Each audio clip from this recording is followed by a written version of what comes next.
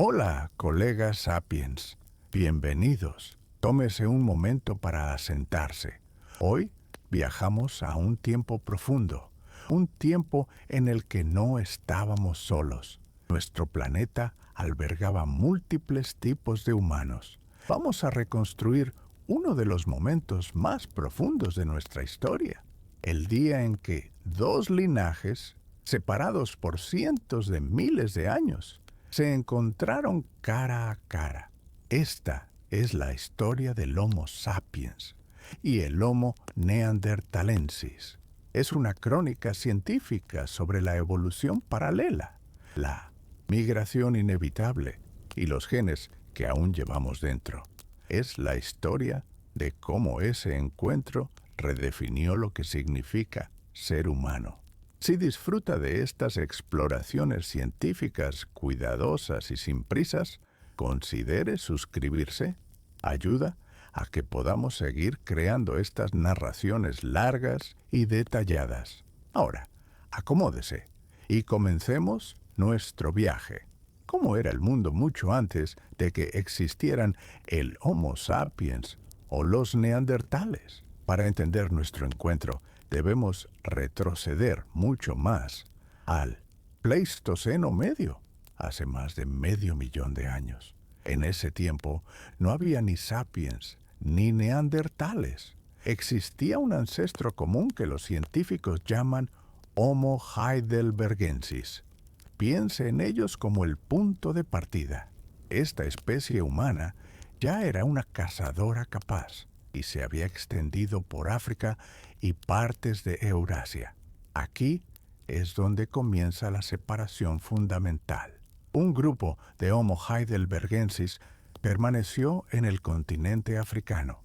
Con el tiempo, las presiones evolutivas de ese entorno los moldearían hasta convertirse, eventualmente, en nuestro propio linaje, el Homo sapiens. Pero otro grupo hizo algo diferente. Migró hacia el norte, adentrándose en el vasto y frío continente de Eurasia. Una vez allí, quedaron geográficamente aislados de sus parientes africanos. Este aislamiento puso en marcha un reloj evolutivo completamente diferente. Si este ancestro común se dividió, ¿qué camino tomó el grupo que se dirigió a Eurasia? ¿Qué desafíos enfrentaron los primeros humanos que llegaron a Europa? El grupo que salió de África no encontró un paraíso, encontró un mundo definido por el hielo. El Pleistoceno fue una época de fluctuaciones climáticas extremas, conocidas popularmente como las edades de hielo. Hablamos de periodos glaciales inmensos, con nombres como Kunz, Mindel, Ries y Würm. El paisaje europeo era irreconocible para nosotros. Imagine vastas extensiones de tundra y estepa fría barridas por vientos helados. Los bosques eran escasos y se refugiaban en el sur. Este era el reino de la megafauna. Mamuts lanudos, rinocerontes lanudos y ciervos gigantes. Para los grupos de heidelbergensis que llegaron allí, la presión selectiva fue inmensa y constante. El frío extremo actuaba como un filtro implacable. La supervivencia dependía de una sola cosa: adaptarse a este entorno brutal o desaparecer para siempre. ¿Cómo cambió el cuerpo de estos primeros europeos para sobrevivir a un frío tan intenso? ¿Qué es exactamente un neandertal? El resultado de esa adaptación al frío fue una nueva forma de ser humano, el Homo neanderthalensis. Los neandertales surgieron en Europa hace aproximadamente 400.000 años, evolucionando a partir de esas poblaciones de heidelbergensis aisladas. Es crucial entender lo que son. Durante mucho tiempo, fueron retratados como una versión inferior de nosotros. Esto es incorrecto. Los neandertales eran una especie humana distinta, una rama paralela y exitosa de nuestro árbol genealógico. El primer espécimen reconocido fue encontrado en 1856 en el Valle de Neander, en Alemania, y de ahí tomaron su nombre. No eran una etapa intermedia hacia nosotros, eran un tipo de humanidad por derecho propio. Una humanidad que prosperó durante cientos de miles de años, perfectamente adaptada a los duros climas de Eurasia. ¿Qué características físicas los hacían tan diferentes de nosotros? ¿Por qué los neandertales tenían esa apariencia tan robusta? La respuesta es una adaptación biológica al frío. Su físico seguía dos principios ecológicos clave. La primera es la regla de Bergman, que observa que los animales en climas fríos tienden a tener cuerpos más grandes y anchos. La segunda es la regla de Allen, que indica que las extremidades, brazos y piernas, tienden a ser más cortas. Los neandertales son un ejemplo perfecto de ambas. Tenían un promedio de 1,65 metros, pero eran increíblemente anchos y musculosos. Un cuerpo bajo y fornido tiene menos superficie en relación con su volumen. Esto es crucial. Piense en ello como una esfera que conserva mejor el calor que una lámina plana. Su cuerpo estaba diseñado para minimizar la pérdida de calor, una adaptación esencial para sobrevivir inviernos que duraban la mayor parte del año. ¿Y qué hay de sus rasgos faciales más famosos? ¿Para qué servía la distintiva nariz ancha y el prominente arco superciliar del neandertal? El rostro neandertal era muy diferente al nuestro, con una fuerte proyección mediofacial, como si el centro de su cara se proyectara hacia adelante. Esto creaba una cavidad nasal muy grande. La teoría principal es que esta gran nariz actuaba como un radiador interno. Al inhalar el aire helado y seco de la tundra, el aire tenía un largo camino que recorrer dentro de la nariz, dándole tiempo para calentarse y humedecerse antes de llegar a los sensibles pulmones. El famoso arco superciliar o torus supraorbital es más misterioso. Pudo haber sido una característica estructural para estabilizar el cráneo al morder con mucha fuerza, algo que hacían para procesar pieles, o simplemente pudo haber sido el resultado de la deriva genética, un rasgo que se fijó sin una función específica. ¿Era su cerebro diferente al nuestro? ¿Eran los neandertales menos inteligentes que los sapiens? Este es uno de los mitos más persistentes. Si medimos la inteligencia por el tamaño del cerebro, la respuesta es no. La capacidad craneal promedio de un neandertal era de unos 1.500 centímetros cúbicos. El promedio del Homo sapiens moderno es de unos 1.350 centímetros cúbicos. Sus cerebros eran, en promedio, más grandes que los nuestros, pero el tamaño no lo es todo. La organización y la forma importan. Los cráneos neandertales eran largos y bajos, mientras que los nuestros son altos y globulares. Esto sugiere una organización cerebral diferente. Los estudios indican que una gran parte de su cerebro estaba dedicada al procesamiento visual, para ver en la luz más tenue del norte y al control de sus cuerpos masivos y musculosos. Su inteligencia no era menor, era simplemente diferente. Si tenían cerebros grandes, ¿qué tipo de herramientas podían fabricar? ¿Cómo era la tecnología neandertal?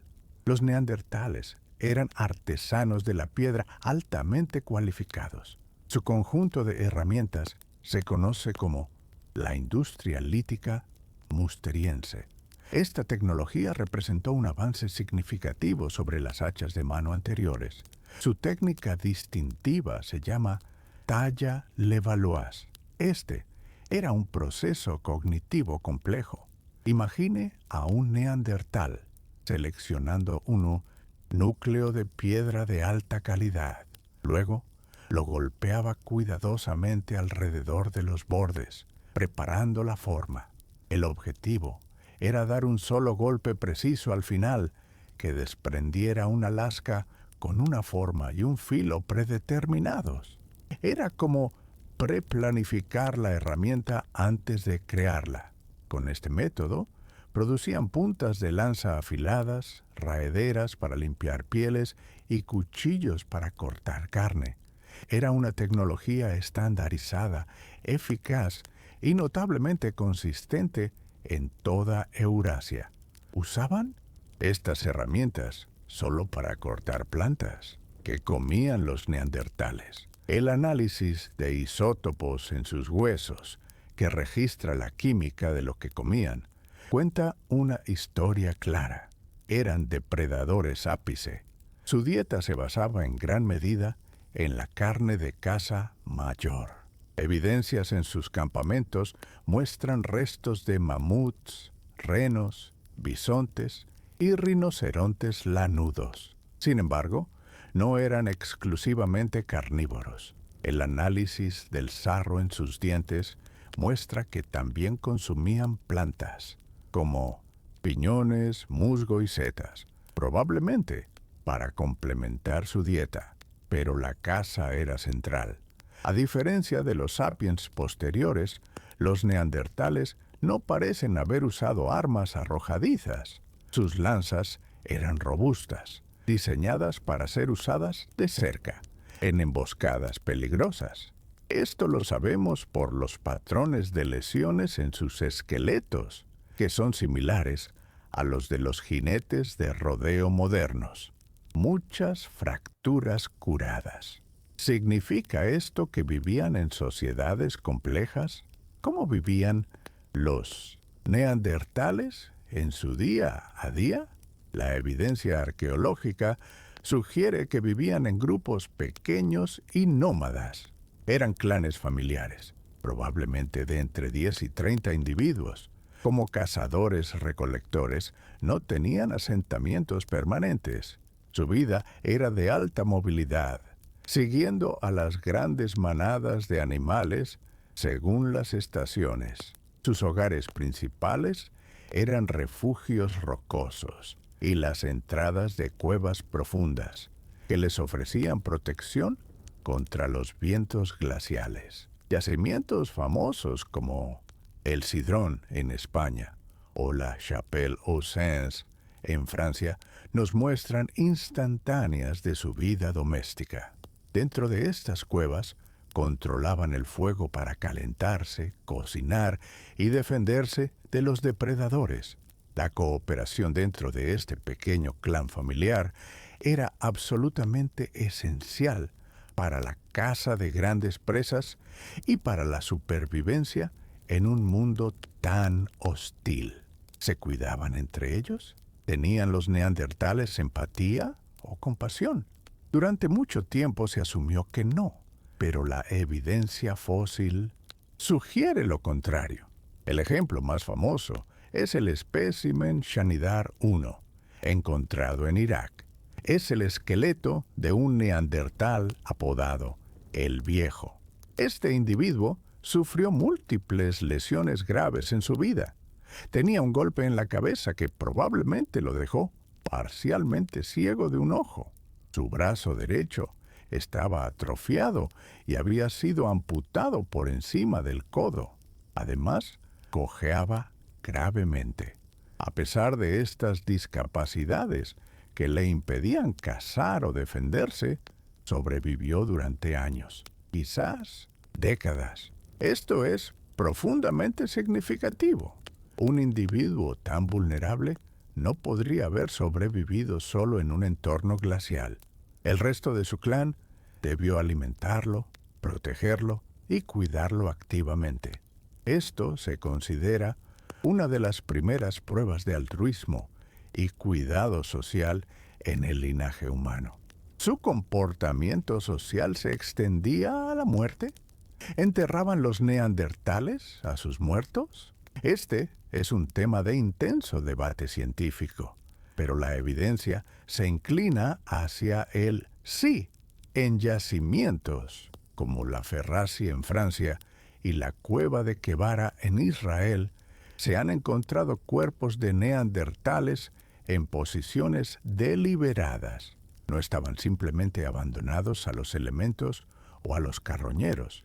Fueron encontrados en fosas poco profundas, a veces en una posición flexionada, acurrucada.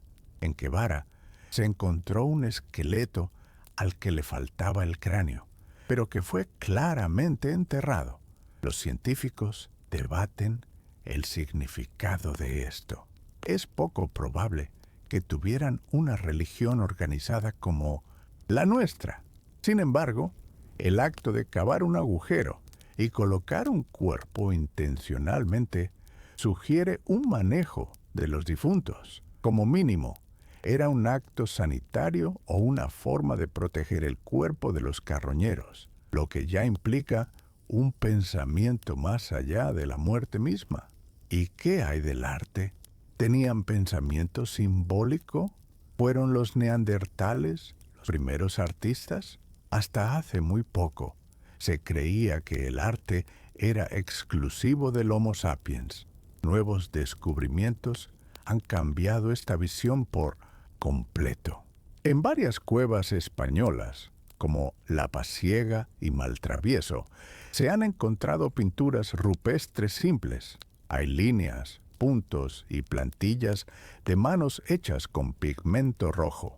Utilizando métodos avanzados de datación, uranio torio, los científicos fecharon estas pinturas en más de 65.000 años. Esto es crucial, porque el Homo sapiens aún no había llegado a Europa. Los únicos humanos allí eran los neandertales.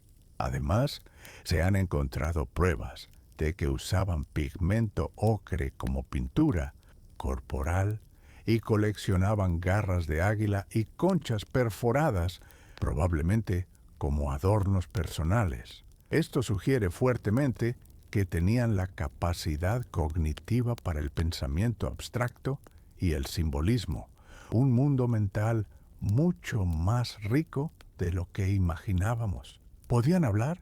¿Podían los neandertales articular un lenguaje? Evidentemente, nunca oiremos sus voces, pero las pistas biológicas son fuertes. Primero, está la genética. Los neandertales compartían con nosotros el gen FOXP2, que en los humanos modernos es absolutamente crucial para el desarrollo del habla y el lenguaje. Cualquier mutación en este gen causa graves impedimentos lingüísticos. El hecho de que tuvieran la misma versión que nosotros es muy sugerente. Segundo, está la anatomía. En la cueva de Quevara se encontró un hueso hyoides de Neandertal. Este pequeño hueso en forma de U se encuentra en la garganta y sostiene la laringe. Es idéntico al nuestro. Esto demuestra que tenían la estructura física necesaria para el habla. Aunque su tracto vocal pudo ser ligeramente diferente, quizás produciendo un tono más nasal o agudo, la evidencia combinada sugiere que tenían la capacidad física y cognitiva para alguna forma de lenguaje hablado. ¿Qué tan extendido estaba su mundo? ¿Hasta dónde llegó el dominio neandertal? Su éxito evolutivo se mide también en su vasta expansión geográfica. Los neandertales no estaban confinados a las cuevas de Alemania o Francia. Su territorio era inmenso. Se han encontrado fósiles y herramientas musterienses desde la costa atlántica de Portugal y la península ibérica, cruzando toda Europa, incluyendo Gran Bretaña, que a veces estaba conectada al continente, pero no se detuvieron ahí. Su dominio se extendió hacia el este, llegando al Levante, en el Medio Oriente, en lo que hoy es Israel y Siria. y siguieron avanzando hacia Asia Central, con hallazgos importantes en Uzbekistán. Incluso llegaron hasta las montañas de Altai en Siberia, donde se encuentra la famosa cueva de Denisova. Durante cientos de miles de años, los neandertales fueron los humanos dominantes de Eurasia, un vasto imperio de hielo y estepa. Mientras los neandertales prosperaban en el frío, ¿qué estaba sucediendo en el continente donde todo comenzó? ¿Qué estaba pasando en África durante este mismo tiempo? Volvemos al punto de división. Mientras los neandertales evolucionaban en el norte a partir del Homo heidelbergensis que migró, las poblaciones de Homo heidelbergensis, a veces llamado Homo rhodesiensis en África, que permanecieron en el continente africano, enfrentaban un camino evolutivo diferente. África no era un mundo de hielo, era un mundo de fluctuaciones entre humedad y aridez. Estas poblaciones también estaban evolucionando, pero bajo presiones selectivas completamente distintas. Estaban lidiando con el calor, las sabanas expansivas y diferentes tipos de presas. Este linaje africano, aislado de sus primos euroasiáticos, estaba en su propia trayectoria. Una trayectoria que, con el tiempo, daría lugar a una nueva especie, la nuestra. ¿Cuáles eran los desafíos del África de la edad de hielo?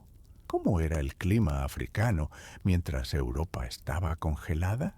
Es un error común pensar que África no se vio afectada por las edades de hielo. No tuvo glaciares, pero el clima fluctuó de manera dramática. El motor de estas fluctuaciones era el mismo, los ciclos orbitales de la Tierra.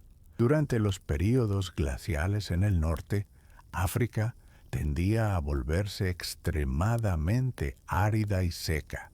El Sahara se expandía masivamente, actuando como una barrera infranqueable.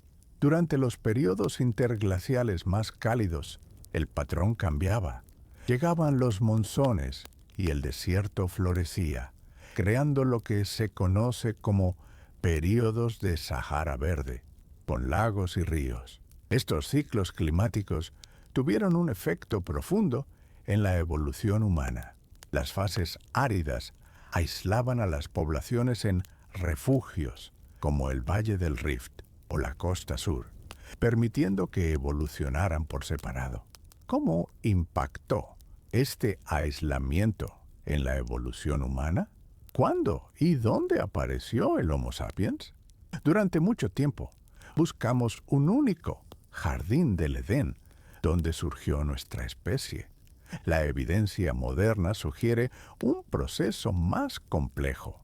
Los fósiles más antiguos que muestran rasgos de Homo sapiens se encontraron en Jebel Irhoud, Marruecos, y están datados en unos sorprendentes 300.000 años. Otros fósiles tempranos, los de Homo kibish en Etiopía, tienen unos 200.000 años. Estos primeros sapiens no se veían exactamente como nosotros, tenían cerebros más alargados, pero ya tenían nuestras caras planas y retraídas. La teoría actual sugiere un origen panafricano.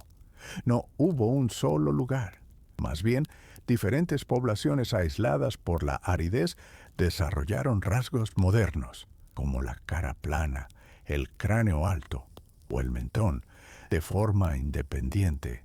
Luego, durante las fases de Sahara Verde, estas poblaciones se reconectaron, se mezclaron y combinaron esos rasgos, dando forma lentamente a nuestra especie.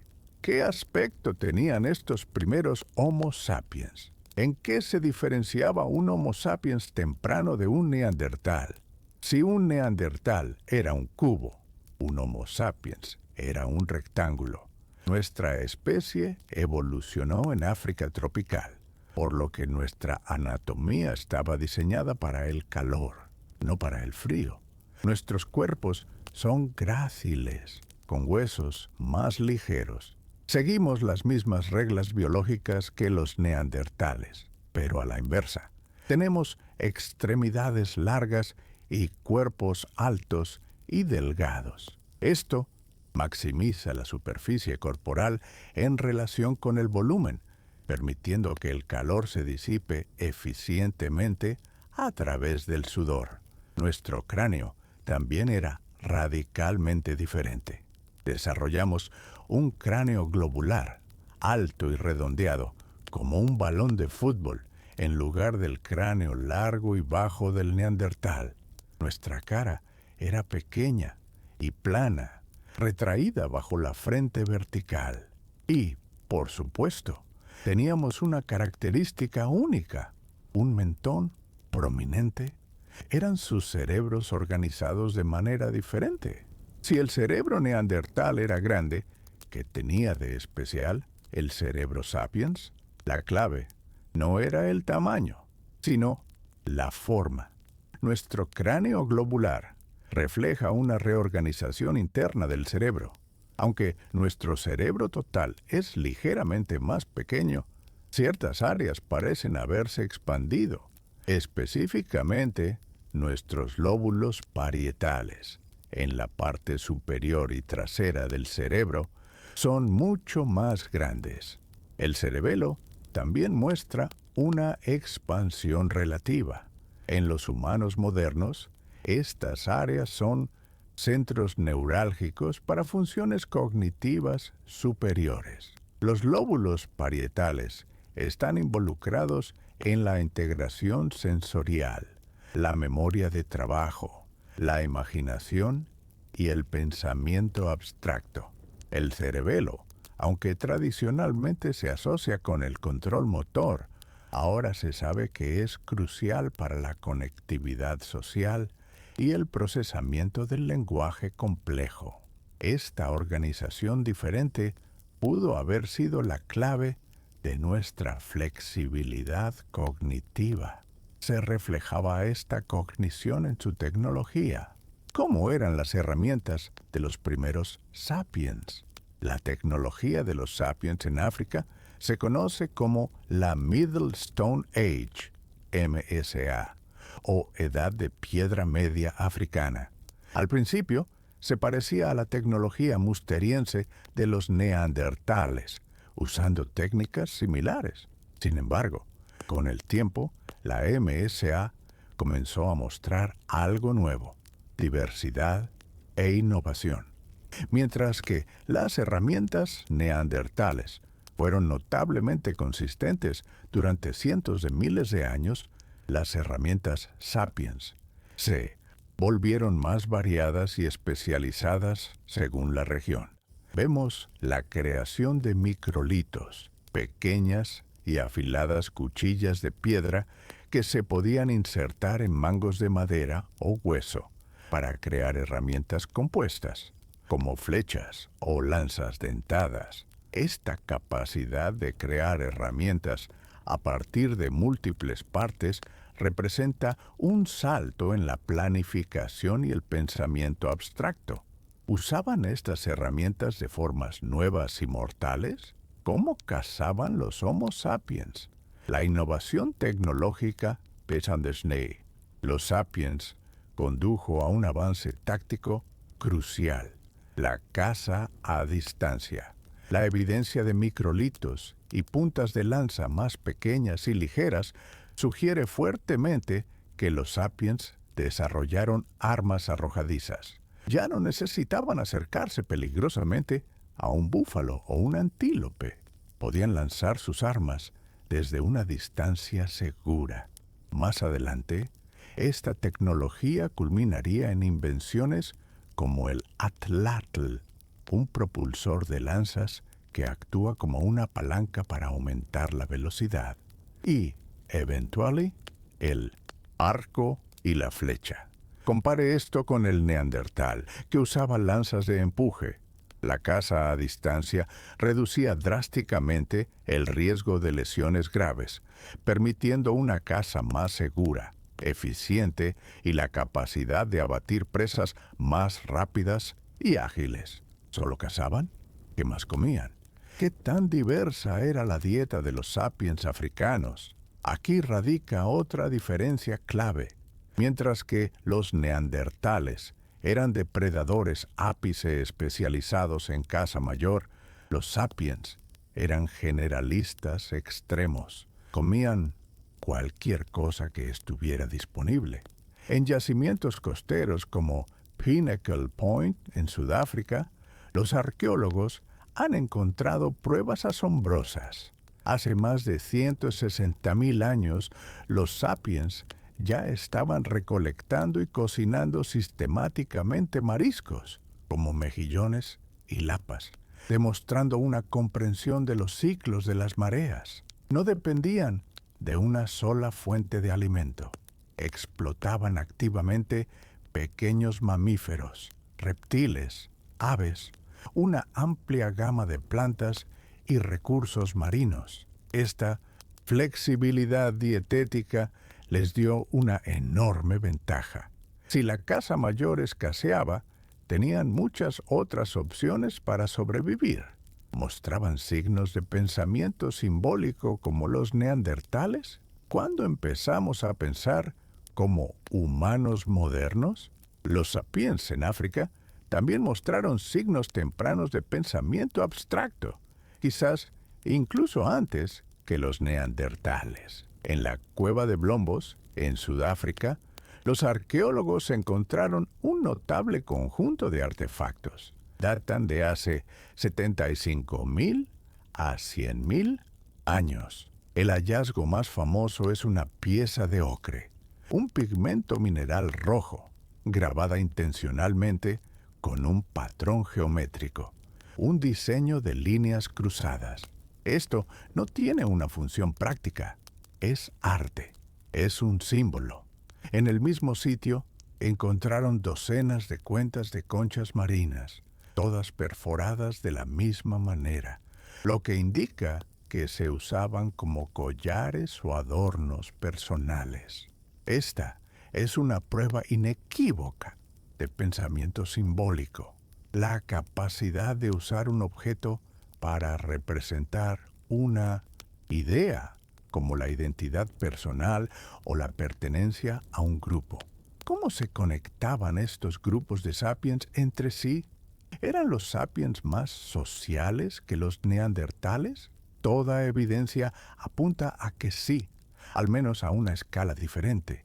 Los neandertales vivían en clanes familiares pequeños y aislados. Los sapiens, en cambio, parecen haber formado grupos sociales más grandes, pero lo más importante es que crearon redes de intercambio a larga distancia. En los yacimientos sapiens es común encontrar materiales como la obsidiana, vidrio volcánico o tipos específicos de piedra para herramientas que provienen de canteras a cientos de kilómetros de distancia. Esto demuestra que no vivían aislados, mantenían conexiones con otros grupos. Estas redes permitían dos cosas cruciales. Primero, el intercambio de genes, evitando la endogamia que plagaba a los neandertales tardíos. Y segundo, el intercambio de información, tecnología e innovaciones, acelerando su adaptación cultural.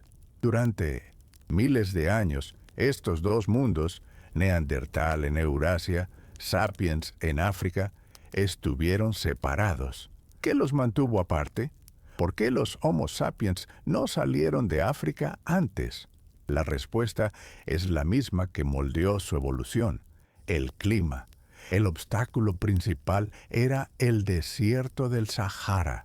Durante los períodos glaciales, cuando África se volvía árida, el Sahara era una vasta e intransitable extensión de arena. Actuaba como una puerta gigante, cerrando el paso hacia el norte y el levante.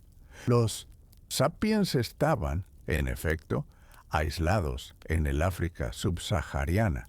Para que una migración exitosa ocurriera, necesitaban que las condiciones climáticas cambiaran. Necesitaban que los monzones regresaran y que el desierto se convirtiera en una sabana verde, con ríos y lagos. Necesitaban que la puerta climática se abriera, proporcionando un corredor húmedo que pudieran seguir hacia el Medio Oriente. ¿Hubo intentos fallidos de salir? ¿Fue la migración de hace 60.000 años el primer intento? No. La evidencia arqueológica nos muestra un intento anterior, una primera ola de migración que resultó ser un fracaso. En las cuevas de Skul y Kafse, en el actual Israel, los científicos encontraron fósiles de Homo sapiens anatómicamente modernos.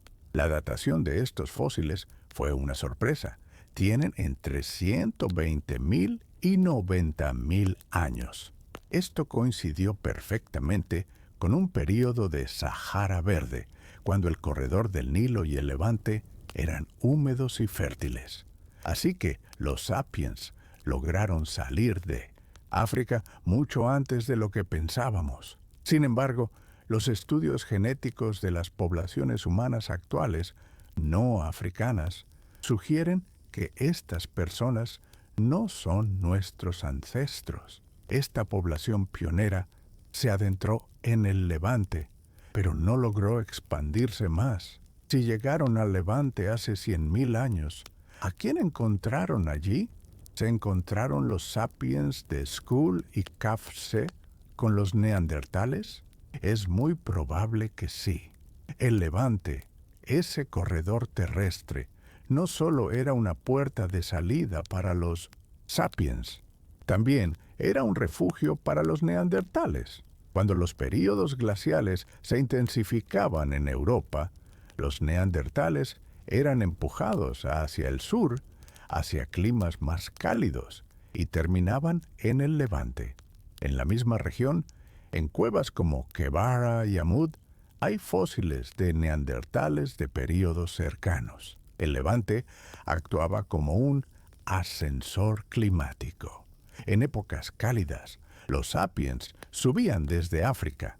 En épocas frías, los neandertales bajaban desde Europa.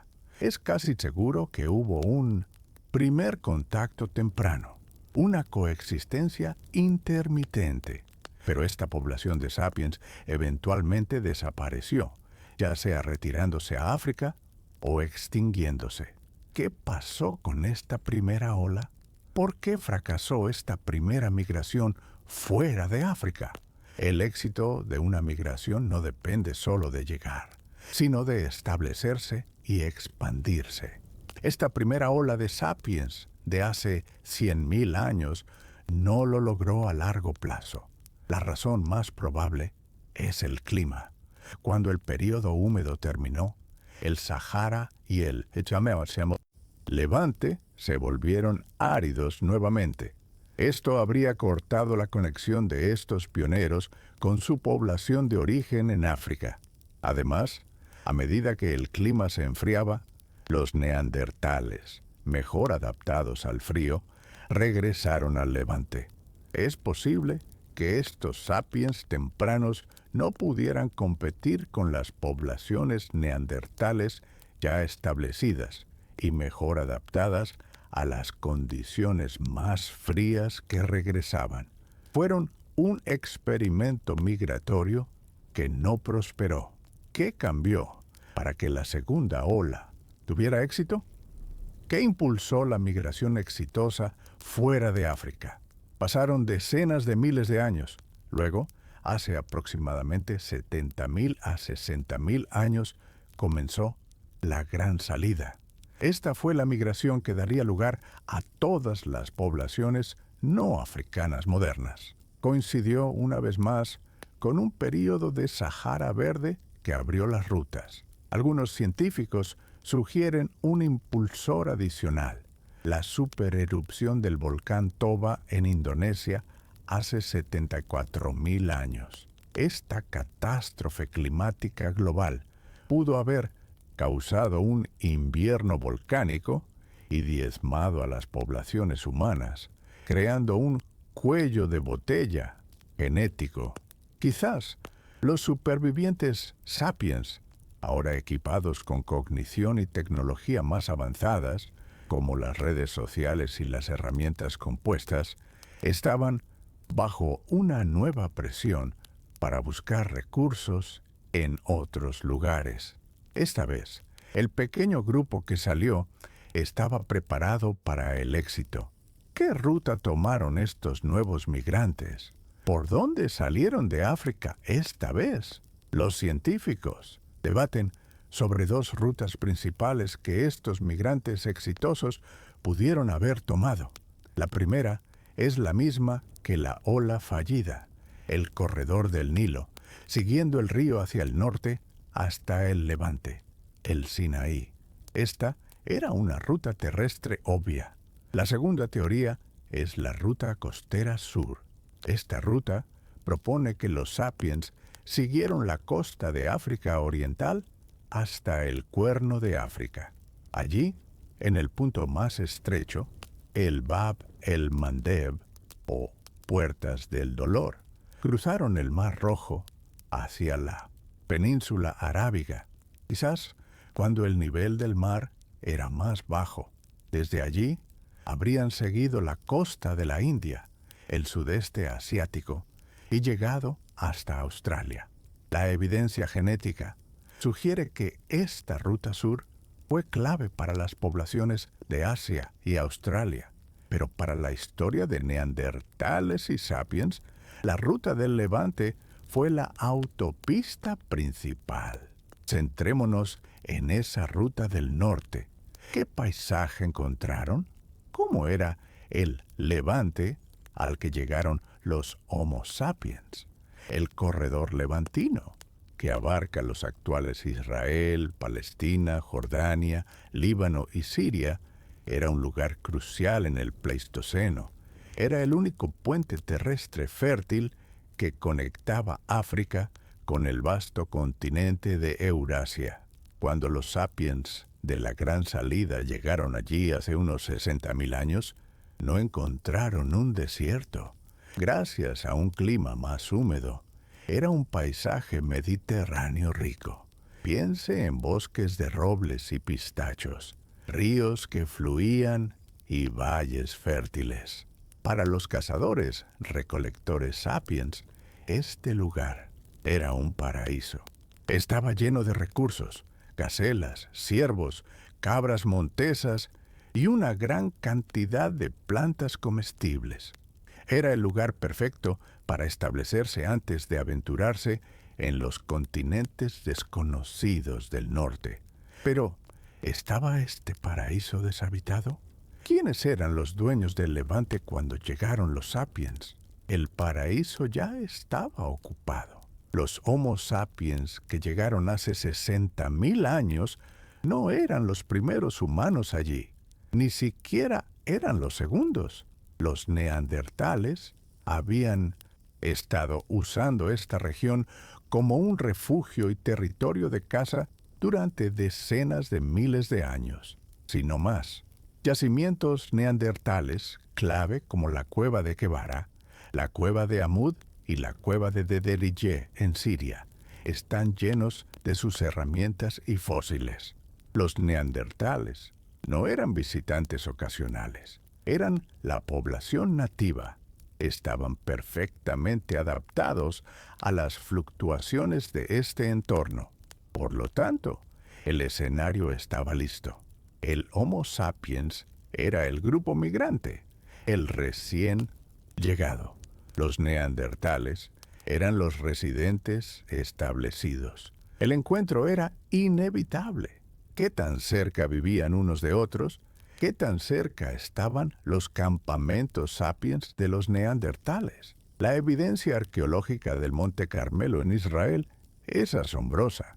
Esta área contiene un conjunto de cuevas que fueron habitadas por ambos grupos. Las cuevas de Skull y Kafsesh, usadas por los sapiens tempranos de la primera ola, están geográficamente muy cerca de las cuevas de Tabún y Quevara, que fueron bastiones neandertales. Incluso si la primera ola de sapiens ya se había ido cuando llegaron los sapiens de la gran salida, el patrón se repite.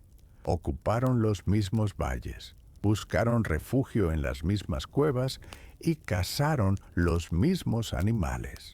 A veces, los arqueólogos encuentran una capa de ocupación neandertal e inmediatamente encima una capa de ocupación sapiens. Estaban, como mínimo, a unos pocos kilómetros de distancia o incluso ocupando los mismos lugares en rápida sucesión. Entonces, el encuentro era inevitable. ¿Cómo imaginamos ese primer momento? ¿Cómo fue el momento exacto en que un sapiens vio a un neandertal? Esto es, por supuesto, una reconstrucción hipotética, pero podemos basarla en la ecología y el comportamiento de los cazadores-recolectores. Imagine una pequeña banda de cazadores Homo sapiens, siguiendo el rastro de una gacela a través de un valle boscoso del Levante. Son altos, de piel oscura, adaptados al sol africano del que acaban de llegar. Al cruzar una colina, ven humo saliendo de la entrada de una cueva. No es su campamento. Se acercan con extrema cautela, moviéndose en silencio entre los árboles. Saben que otros depredadores, como los leones, usan cuevas, pero esto es diferente. Huelen a carne cocinada y oyen sonidos que no son animales. Se asoman y ven a otras personas. ¿Qué vieron exactamente cuando miraron a través de los árboles? ¿Qué tan impactante fue la visión de un neandertal para un sapiens? Lo que vieron esos cazadores sapiens los habría detenido. Vieron humanos, pero de un tipo que nunca habían imaginado. Eran más bajos, pero increíblemente anchos y musculosos. Sus cuerpos eran gruesos, sus extremidades cortas. Sus rostros eran lo más sorprendente, una cara larga que se proyectaba hacia adelante, una frente inclinada, sin barbilla, y una nariz ancha. Su piel era probablemente más clara, adaptada a la menor luz del norte. Para el sapiens, sería el descubrimiento de un otro que era inconfundiblemente humano. Caminaba erguido, usaba fuego, vestía pieles, pero al mismo tiempo extrañamente diferente en casi todos los detalles. Un ser de un poder físico evidente. ¿Y qué pensó el neandertal? ¿Cómo vería un neandertal a un Homo sapiens? Ahora, invierta la perspectiva. Imagine al vigía neandertal en la cueva. Acostumbrado a su propio clan, de repente ve figuras en el bosque. Estas figuras son alarmantes. Son extrañamente altos, delgados y con extremidades largas. Parecen frágiles, casi infantiles en su construcción. Sus rostros son planos, metidos debajo de una frente alta. Tienen barbillas puntiagudas. Se mueven con una gracia diferente. Para el neandertal, acostumbrado a su mundo robusto, estos intrusos altos y delgados serían una anomalía. No serían vistos como elegantes, sino quizás como débiles o extraños. El shock del reconocimiento mutuo debe haber sido profundo. Ambos lados se dieron cuenta de que no eran los únicos humanos en el mundo. Se reconocieron mutuamente como humanos. ¿Qué significa reconocimiento de especies en este contexto? Es muy probable que sí se reconocieran como un tipo de persona. Piense en el concepto de Umwelt, el mundo perceptivo de un animal. A pesar de las diferencias físicas, los comportamientos habrían sido muy similares. Ambos grupos controlaban el fuego. Ambos fabricaban herramientas de piedra complejas. Ambos cazaban y descuartizaban animales. Ambos vivían en grupos familiares y probablemente cuidaban a sus crías. Un sapiens no habría confundido a un neandertal con un ciervo o un oso. Habría reconocido a un competidor inteligente, otro cazador que pensaba y planificaba. Vieron a un otro que era un igual en el paisaje, lo cual es mucho más inquietante que encontrar un simple animal. ¿Cuál fue la reacción inicial más probable? ¿Miedo o curiosidad? Fue el primer encuentro violento.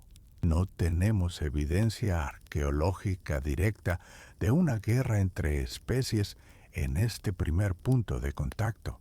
La violencia es costosa y arriesgada. Entre los grupos de cazadores-recolectores, evitar el conflicto con un grupo desconocido suele ser la estrategia más inteligente. La reacción más probable no fue una batalla inmediata, sino una cautela extrema y evitación. Imagine a los dos grupos viéndose a distancia. Ambos retrocederían lentamente, evaluando la amenaza. ¿Cuántos son? ¿Están armados? ¿Son peligrosos? Lo más probable es que se evitaran durante un tiempo, observándose desde lejos, tratando de entender a estos nuevos vecinos. La curiosidad vendría después del miedo inicial. ¿Tenían algo que decirse? ¿Podrían haberse comunicado? ¿Podrían sapiens y neandertales hablar entre sí? Es casi seguro que no. Aunque ambos tenían la capacidad para el lenguaje, el gen FOXP2, el hueso hyoides. Sus lenguajes habrían evolucionado de forma completamente aislada durante al menos 500.000 años. Serían tan diferentes como el inglés y el chino, o probablemente mucho más. La comunicación no habría sido verbal, habría sido a través del lenguaje corporal, gestos, posturas, demostraciones de fuerza, tal vez señalando herramientas o presas. Piense en ello como una negociación tensa y silenciosa. Un gesto amistoso podría malinterpretarse fácilmente como una amenaza. La falta de un lenguaje compartido habría hecho que cualquier interacción fuera increíblemente tensa y difícil. Si no podían hablar, ¿podían comerciar o intercambiar ideas? ¿Hubo un intercambio cultural en el primer contacto? Esto es posible. Los arqueólogos han identificado una industria de herramientas llamada châtel-perroniense, que aparece en Francia y España mucho después, justo antes de que los neandertales desaparecieran. Lo fascinante de esta industria es que parece una mezcla. Las herramientas de piedra son claramente de técnica neandertal, musteriense, pero de repente incluyen objetos que antes solo se asociaban con sapiens, como adornos personales, dientes de animales perforados, cuentas de marfil. Esto ha llevado a la teoría de la aculturación. Sugiere que los neandertales vieron los adornos o las técnicas de los sapiens y comenzaron a imitarlos. Esto implica observación, influencia y la adopción de nuevas ideas. Incluso si no hubo un comercio amistoso. ¿Qué pasa con la tecnología? ¿Eran sus herramientas realmente tan diferentes en el Levante? ¿Quién tenía la ventaja tecnológica en el Levante? A menudo imaginamos a los sapiens llegando con una tecnología muy superior, pero la evidencia en el Levante no respalda esto. En el momento del primer contacto, hace unos 60.000 años, sus cajas de herramientas eran sorprendentemente similares. Los neandertales tenían su industria musteriense. Los sapiens tenían su industria de la Edad de Piedra Media, MSA, africana. Ambas se basaban en gran medida en la técnica Levallois para producir lascas y puntas. Si un arqueólogo encontrara una punta de lanza de esta época sin contexto, tendría dificultades para decir si la hizo un sapiens o un neandertal. En esta primera etapa del encuentro, parece que estaban en igualdad de condiciones tecnológicas. La gran ventaja tecnológica de Sapiens, la revolución del Paleolítico superior, vendría después, cuando entraron en Europa. Si la tecnología era similar, ¿qué hay de la estrategia de caza? ¿Competían por la misma comida? Absolutamente. Esta fue la raíz del conflicto. No eran dos especies que ocupaban nichos diferentes. Eran dos depredadores ápice que cazaban exactamente las mismas presas en los mismos valles. Ambos buscaban gacelas, ciervos, cabras montesas y otros ungulados de tamaño medio y grande que abundaban en el Levante. Esto se llama competencia de nicho directo. Es un principio ecológico fundamental. Dos especies no pueden ocupar exactamente el mismo nicho en el mismo lugar por mucho tiempo. Una de ellas inevitablemente superará a la otra. El encuentro en el Levante no fue solo una curiosidad cultural, fue el comienzo de una competencia biológica directa por los recursos necesarios para sobrevivir. ¿Cómo resolvió la naturaleza esta competencia? ¿Hay alguna evidencia de que vivieran juntos en paz? La evidencia arqueológica de las cuevas del Levante sugiere que no vivían juntos como vecinos en el mismo campamento, sino que se reemplazaban temporalmente. Los arqueólogos que excavan estas cuevas encuentran capas de ocupación. Es común encontrar una capa con herramientas musterienses, neandertal, e inmediatamente encima una capa con herramientas de la MSA, sapiens. Y luego, a veces, otra capa neandertal encima de esa. Esto sugiere un patrón de ocupación alterna. A medida que el clima fluctuaba ligeramente, tal vez volviéndose más frío, los neandertales avanzaban. Cuando se calentaba, los sapiens se expandían. Ocupaban los mismos refugios, pero no al mismo tiempo. Era una coexistencia tensa, marcada por el reemplazo. Pero sabemos que la interacción fue mucho más allá de la simple evitación. ¿Cuál es la prueba definitiva? ¿Cuál es la prueba irrefutable de que sapiens y neandertales se encontraron?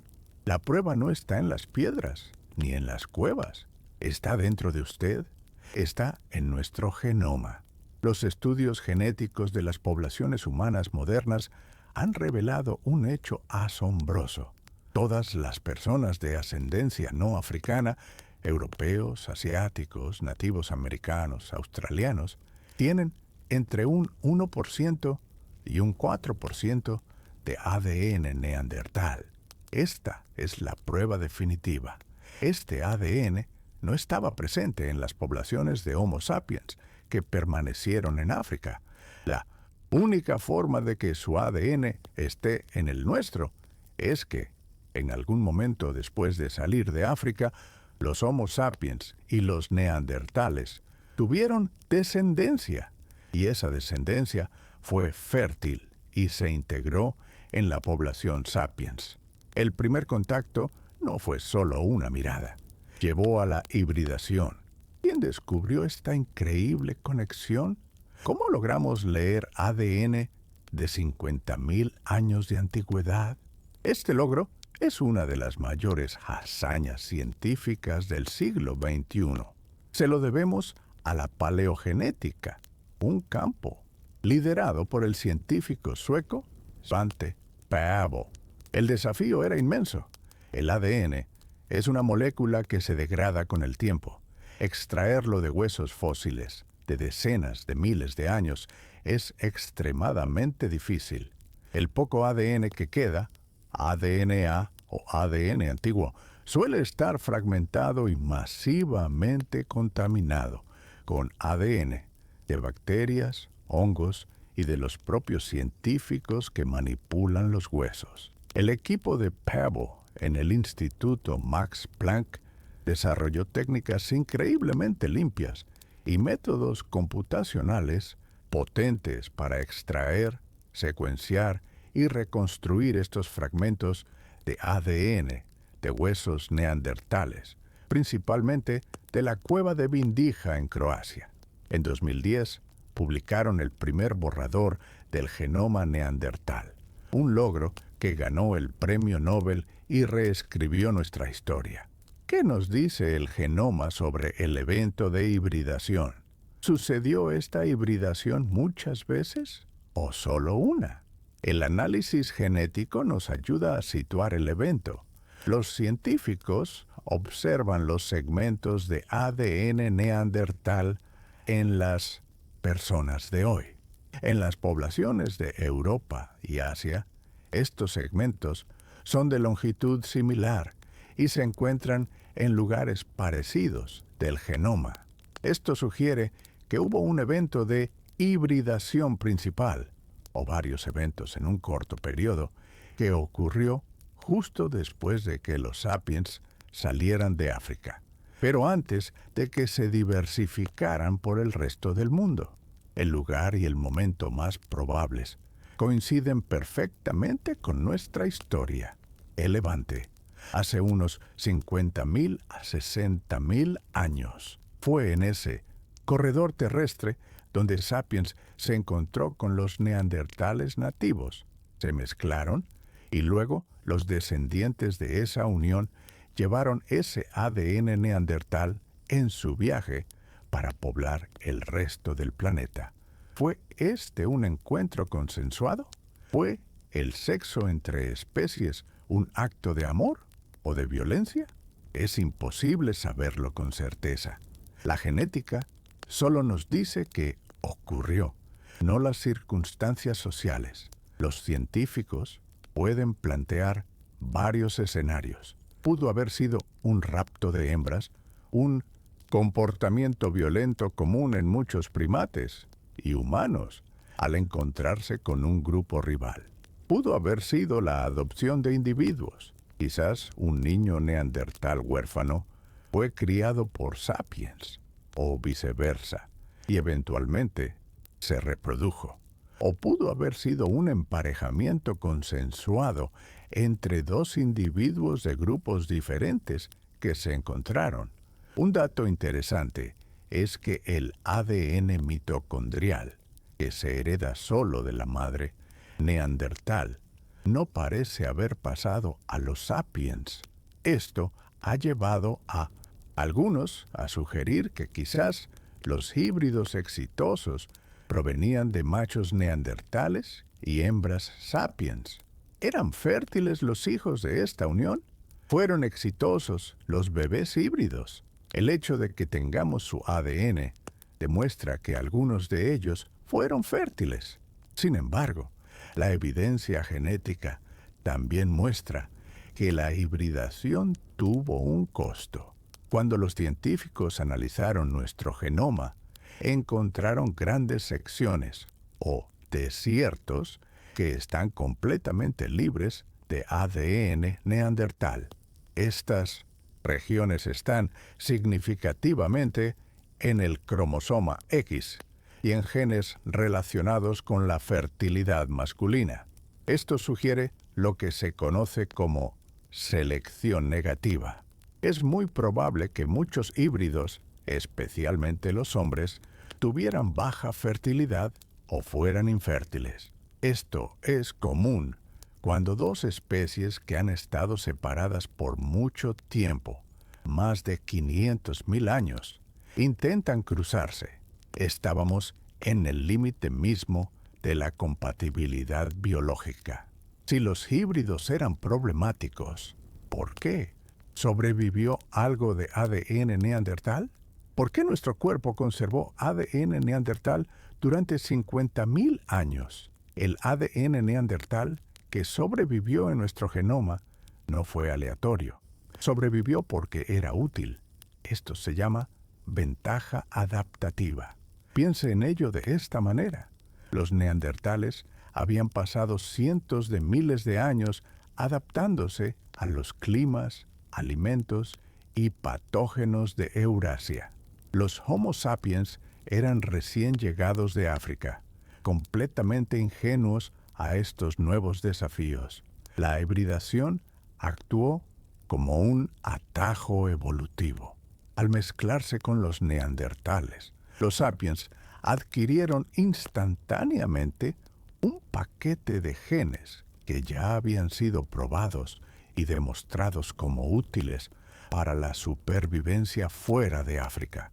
La selección natural favoreció a los híbridos que portaban estos genes beneficiosos. ¿Qué genes útiles obtuvimos de ellos? ¿Qué parte de ti es neandertal? Los genes que conservamos están relacionados con la supervivencia en ese nuevo entorno.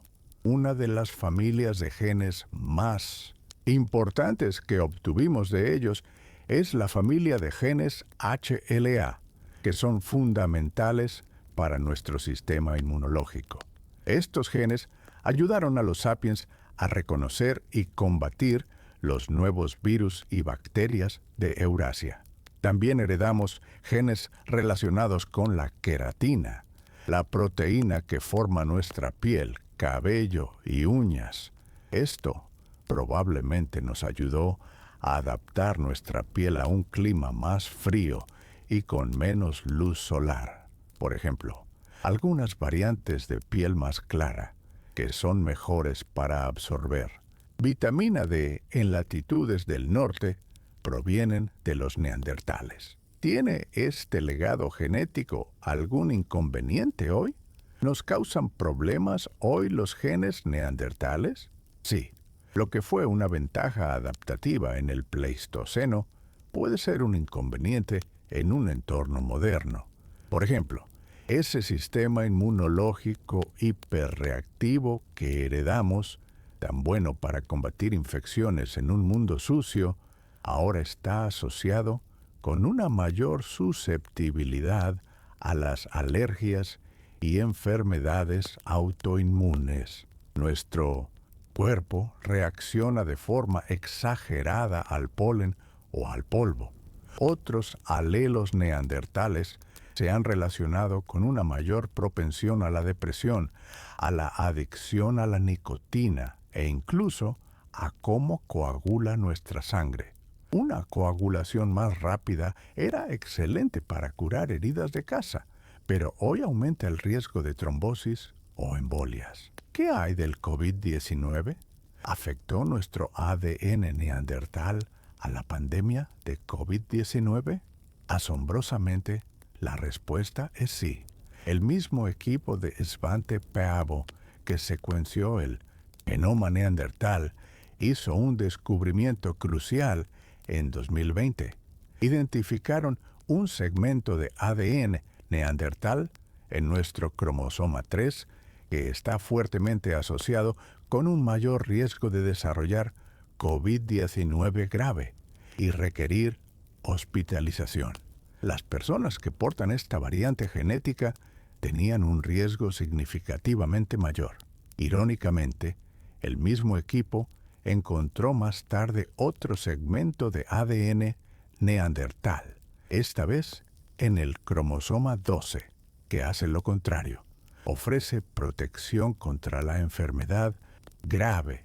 Esto demuestra de manera sorprendente cómo una herencia genética de 50.000 años tuvo un impacto directo y medible en la crisis sanitaria más grande de nuestro tiempo. Volvamos al Levante. Después del contacto y la hibridación, ¿qué pasó? ¿Qué pasó con los neandertales del Levante después de la hibridación? La historia del Levante después del contacto es la del reemplazo. Poco después de la llegada de los sapiens de la Gran Salida, hace unos 50.000 años, los neandertales desaparecen del Registro fósil de la región. No está claro si fue un reemplazo violento, una competencia por los recursos que los sapiens ganaron, o si fueron simplemente absorbidos por una población sapiens entrante mucho más numerosa. Lo que sabemos es que los Homo sapiens, que continuaron su migración desde el levante hacia el este, Asia, y el oeste, Europa, ya eran híbridos. Llevaban consigo ese legado genético neandertal. Los neandertales del levante, como población distinta, desaparecieron, empujados hacia el norte, hacia sus bastiones en Europa y Asia Central, o absorbidos. ¿Qué encontraron los sapiens cuando entraron en el corazón del territorio neandertal? ¿Europa? ¿Cómo fue la invasión sapiens de Europa? La llegada de los Homo sapiens a Europa ocurrió hace aproximadamente 45.000 años. A estos primeros sapiens europeos se les suele llamar Cro-Magnon, por el lugar donde se encontraron sus restos en Francia. No llegaron en un buen momento. Su llegada coincidió con un período climático muy frío y seco, conocido como Evento Heinrich IV. Se encontraron con un continente hostil y, por supuesto, con sus habitantes nativos, las poblaciones centrales de neandertales europeos. Esta fue la segunda gran zona de contacto. Los sapiens que llegaban ya estaban mejor adaptados que sus ancestros de la primera ola fallida. Quizás gracias a la tecnología, la organización social y esos útiles genes neandertales que adquirieron en el Levante. ¿Volvieron a hibridarse en Europa? ¿Hubo una segunda ronda de hibridación en Europa? Sí, la evidencia genética de esto es muy clara y personal. Proviene de un fósil de Homo sapiens llamado OASE-1, encontrado en Rumania, que data de hace unos 40.000 años. El análisis de su ADN reveló algo asombroso. Tenía un ancestro neandertal muy reciente. Los científicos calcularon que su tatarabuelo, o tataratatarabuelo, había sido un neandertal. Esto significa que la hibridación ocurrió solo de 4 a 6 generaciones antes en su árbol genealógico. Esto demuestra que la mezcla no fue un evento único que ocurrió solo en el Levante. Sucedió esporádicamente, en diferentes lugares y momentos, cada vez que las dos poblaciones se encontraban en el paisaje. Sin embargo, el gran pulso de ADN que todos los no africanos comparten hoy parece provenir de ese primer encuentro en el Levante, pero esta vez el encuentro tuvo un resultado diferente. ¿Por qué empezó a declinar la población neandertal? ¿Por qué los sapiens prosperaron y los neandertales no? Esta vez, en Europa, los sapiens no llegaron con una tecnología similar. Llegaron con un conjunto de herramientas completamente nuevo y revolucionario, conocido como la cultura del Paleolítico Superior. Trajeron innovaciones que los neandertales nunca desarrollaron. Fabricaban cuchillas líticas largas y delgadas, más eficientes para el uso de la piedra. Pero lo más importante es que dominaban el hueso, el cuerno y el marfil.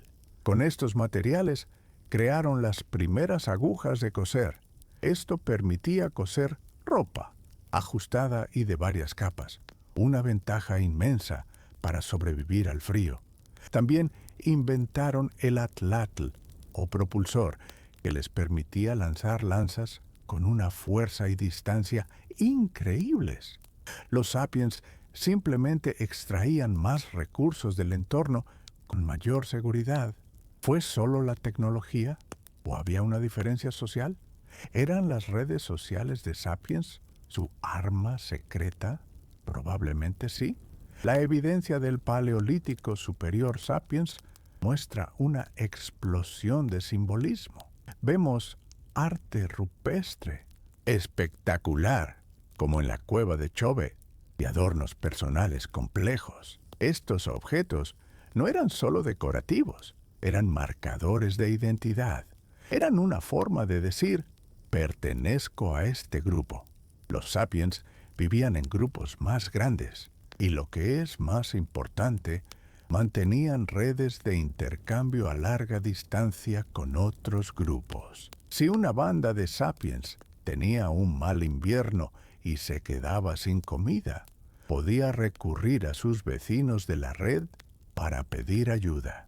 Los neandertales, que vivían en clanes familiares pequeños y aislados, no tenían esta red de seguridad social.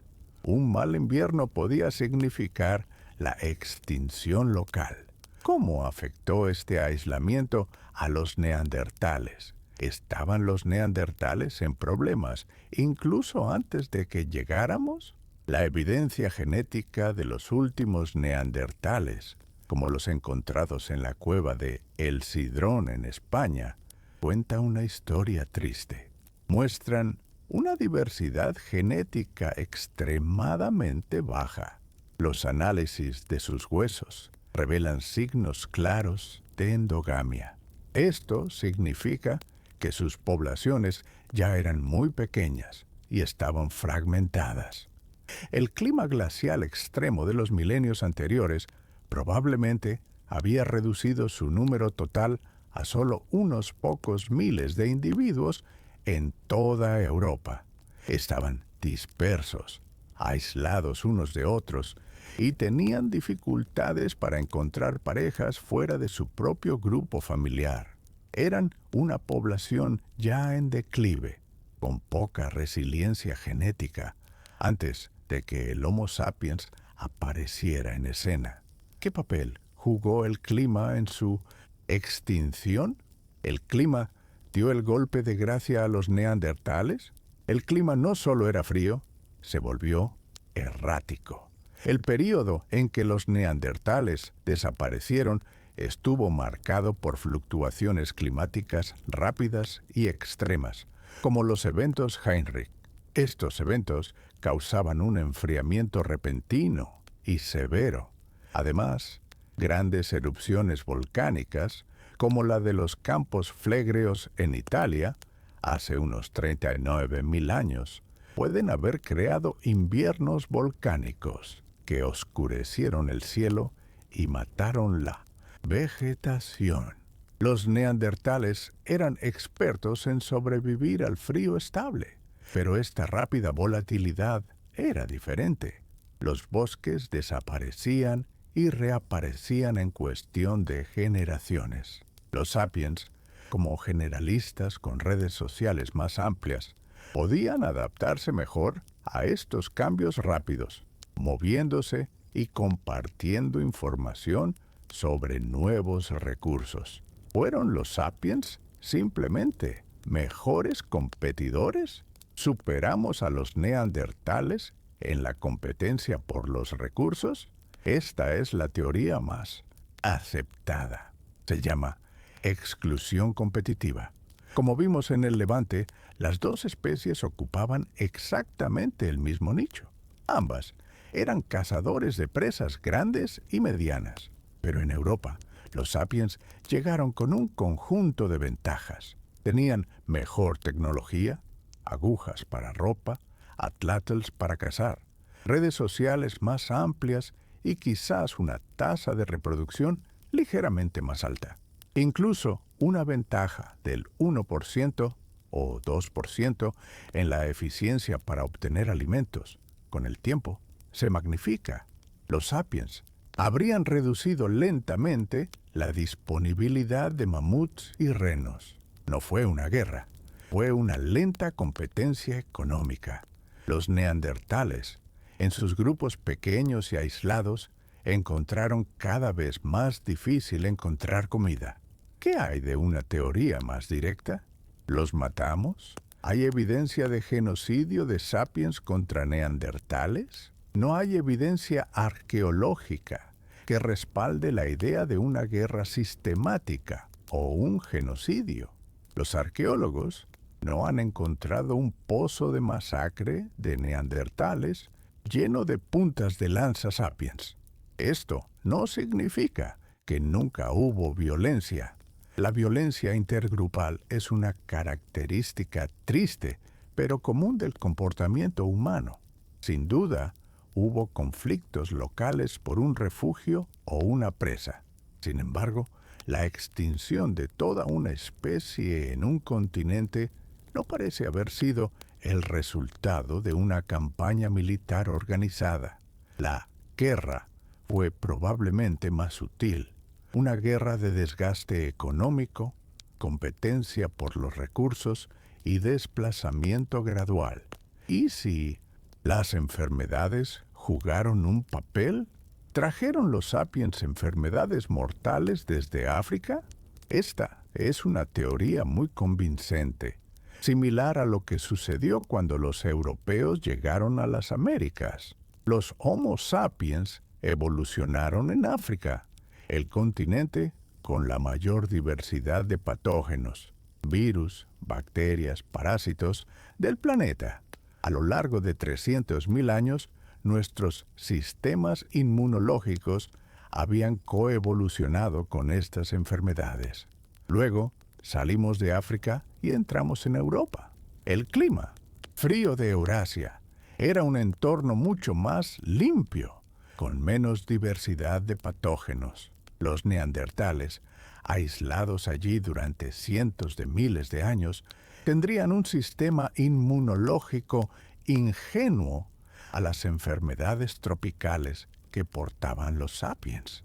Es posible que los sapiens trajeran enfermedades, quizás un herpes virus o bacterias como Helicobacter pylori, que fueron leves para ellos, pero mortales para los neandertales. ¿Pudo ser al revés? ¿Nos dieron ellos enfermedades? ¿Nos contagiaron los neandertales alguna enfermedad? Es muy probable que el intercambio de patógenos fuera bidireccional. La hibridación es una vía de transmisión perfecta para enfermedades de contacto cercano, como el VPH, virus del papiloma humano. De hecho, los estudios genéticos sugieren que algunas variantes del VPH que se encuentran en los humanos modernos provienen de los neandertales. La diferencia clave radica en las consecuencias. Los sapiens vivían en grupos más grandes y conectados, lo que permite que las enfermedades se propaguen, pero también que se desarrolle inmunidad a nivel de población. Los neandertales vivían en grupos pequeños y aislados. Una enfermedad traída por los sapiens podría haber aniquilado a un clan entero, sin que éste tuviera la oportunidad de recuperarse o desarrollar inmunidad. La hibridación nos dio genes inmunes útiles, pero también pudo haber sido el vehículo de su desaparición. ¿Cuál es la teoría más aceptada hoy sobre su desaparición? ¿Cuál es el consenso actual sobre la extinción neandertal? El consenso es que no hubo una sola causa. Su desaparición fue el resultado de una tormenta perfecta de factores. Piense en ello como una muerte por 1000 cortes. Primero, teníamos una población neandertal que ya era pequeña, fragmentada y sufría de endogamia. Segundo, esta población vulnerable fue golpeada por un cambio climático rápido e inestable que alteró sus fuentes de alimento. Y tercero, en medio de esta crisis, llegó una nueva especie humana, el Homo sapiens, que era más numerosa, estaba mejor conectada socialmente, tenía ligeras ventajas tecnológicas y traía consigo un arsenal de nuevos patógenos. No fue un solo factor, sino la combinación de todos ellos lo que llevó a la desaparición de los neandertales. ¿Y si simplemente los absorbimos? ¿Se extinguieron los neandertales o fueron absorbidos por nosotros? Esta es otra parte importante de la historia. Piense en la dinámica de las poblaciones.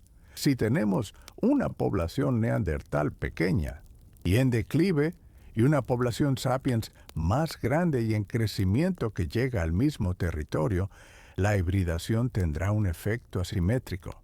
Incluso si la mezcla fue poca, los grupos sapiens, mucho más numerosos, habrían absorbido genéticamente a los individuos neandertales. Un clan neandertal de 15 personas que se mezcla con un grupo sapiens de 100 no desaparece violentamente, sino que se diluye. Con el tiempo, a medida que los híbridos se reproducían con más sapiens, el genoma neandertal se diluiría cada vez más. Por lo tanto, parte de su extinción fue, de hecho, una extinción por hibridación. Desaparecieron como población distinta al ser absorbidos por nosotros. ¿Cuándo y dónde desaparecieron los últimos?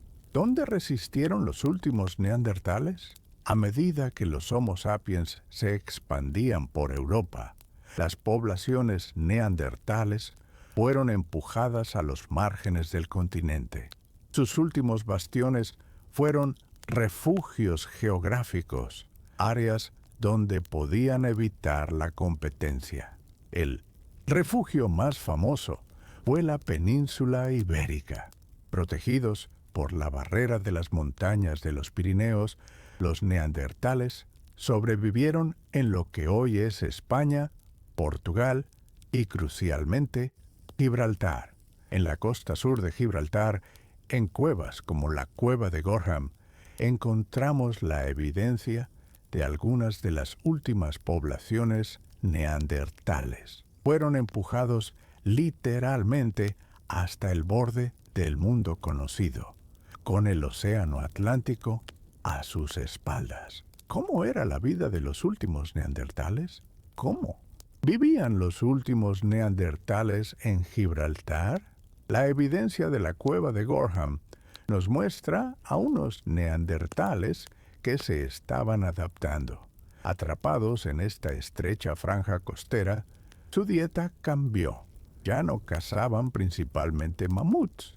Los arqueólogos encontraron pruebas de que estaban explotando una gama mucho más amplia de recursos, un comportamiento más parecido al de sapiens. Estaban recolectando y comiendo mariscos, como mejillones. Cazaban focas monje en la costa.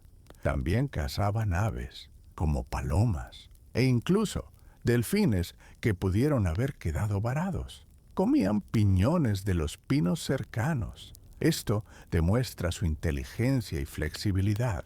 Estaban adaptándose, volviéndose más generalistas para sobrevivir. Pero al final fue demasiado tarde. Su población era demasiado pequeña para sostenerse. ¿Cuándo se extinguió el último neandertal?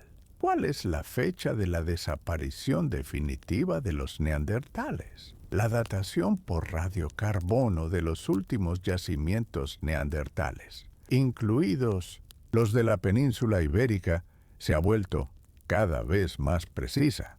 La mayoría de los científicos ahora sitúan la desaparición final de los neandertales como una población viable hace aproximadamente 40.000 a 39.000 años. Esto significa que hubo un periodo de coexistencia en Europa. Los Homo sapiens llegaron hace 45.000 años. Los neandertales desaparecieron hace 40.000 años. Esto nos da una ventana de unos 5.000 años en la que las dos especies compartieron el continente europeo. Fue durante esta ventana que ocurrieron los encuentros, la competencia, la hibridación europea, como la de Oase, y el lento reemplazo.